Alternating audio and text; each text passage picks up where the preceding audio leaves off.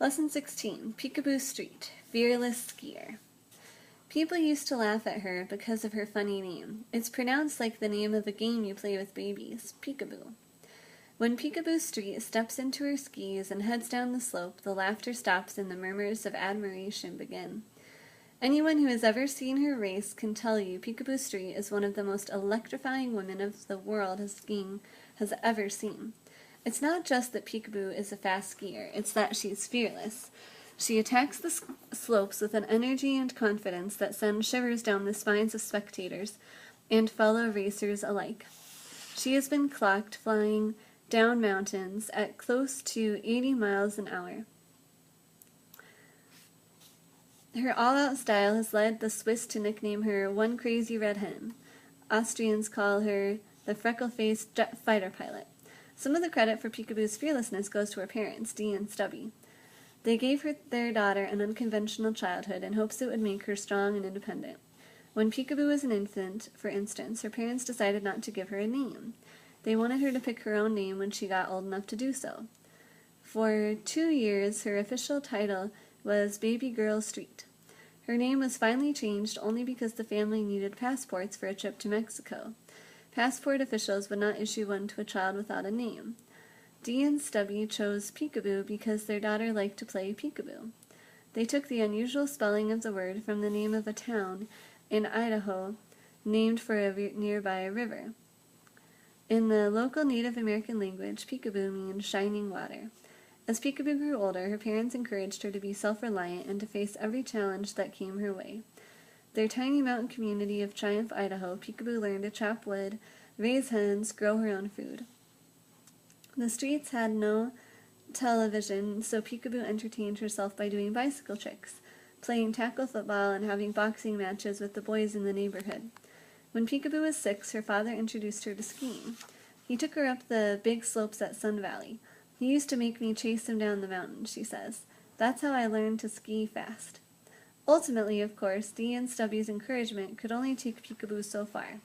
To become a world champion downhill skier, she had to find the desire within herself. At first, it looked as though she couldn't go wrong. By the age of 10, she was entering ski races and beating everyone in sight, including girls who were much older. In 1989, when she was 17, she made the U.S. ski team. While Picabo had plenty of talent, she didn't yet have much discipline. Her parents succeeded in getting her to question rules, but now the rules she was questioning were the rules of the U.S. ski team.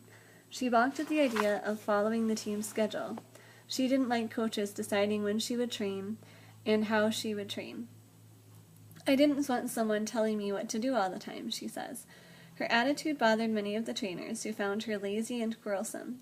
Said one trainer, "She'll never win, she can't follow the rules." Coach Paul Major saw the situation differently. "That's why she will win," he responded. Major followed Picabo's career for 3 years. He had seen her rise through the ranks of amateurs to win a place on his American team. He believed she had the potential to be one of the greatest skiers ever. He liked her aggressive, unorthodox style. Even he saw she needed to accept certain rules. Picabo burst onto the ski team with natural talent. She threw herself down the hill. No obstacles. She relied on natural talent to keep her on the team. She didn't know the stakes had been raised. She didn't push herself.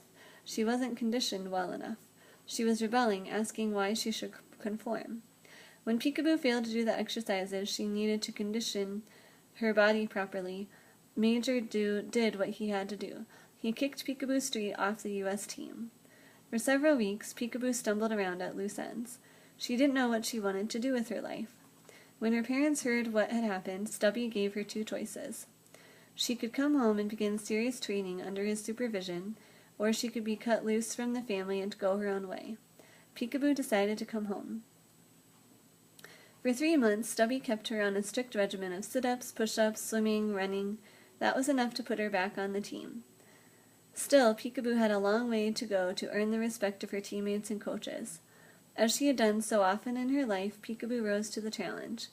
In 1991 and 1992, she won the American Championship Series. In 1993, she captured a silver medal at the World Championships. The next year, she took a silver medal at the Olympic Games. After that, she walked away with 2 World Cup downhill titles.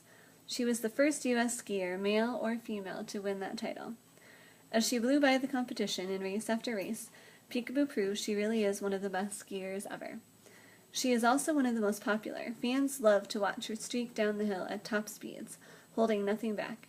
She is fast, she is graceful, and she shows just enough recklessness to thrill the crowds. As Coach Paul Major put it, there's just a touch there that few skiers have. Picabo herself puts it this way: "This sport does define me. It's pretty intense in speed, in concentration, in focus. Downhill is graceful like a dance. I like to make it flowing so people enjoy watching me. You also need to be fearless. I'll jump off a 60-foot cliff into water, and not just because someone's goading me."